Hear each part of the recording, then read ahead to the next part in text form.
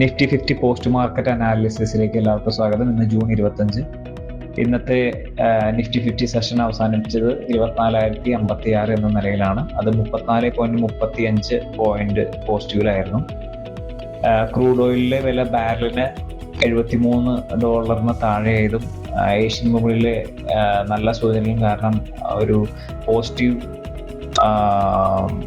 പോസിറ്റീവിലാണ് market ഇന്ന് തുറന്നത്. ഇത് ഇന്നത്തെ 24,261.60 എന്ന ഇൻട്രാഡേ ഉയർന്ന നിലയിലെത്തിച്ചു.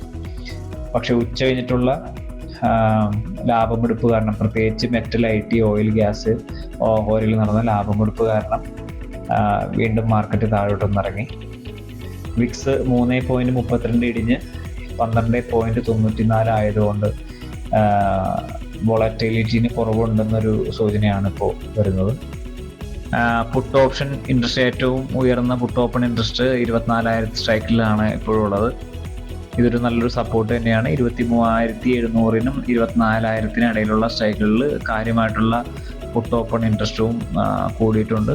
ഇതൊരു ഡൗൺ സൈഡ് മൂവ്മെന്റിനെയാണ് സപ്പോർട്ട് ചെയ്യുന്നത്.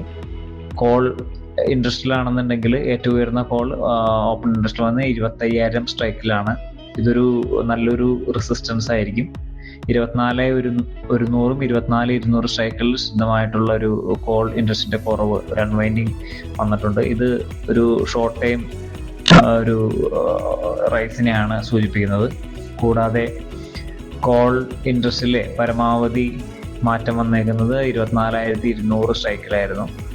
ഇതൊരു നല്ലൊരു റെസിസ്റ്റൻസ് ആയിട്ട് മാറുന്നുണ്ട്. അടുത്ത സെഷനിൽ 24,000-നും മുകളിൽ 24,200-നും ഇടയിലായിട്ട് ഒരു റേഞ്ച് ആണ് കാണുന്നത്. അപ്പോൾ ഇന്നത്തെ മാർക്കറ്റ് അനാലിസിസ് ഇവിടെ സമാപിക്കുന്നു. വീഡിയോ ഇഷ്ടപ്പെട്ട ലൈക്ക് ചെയ്യുക, ഷെയർ ചെയ്യുക. Thank you.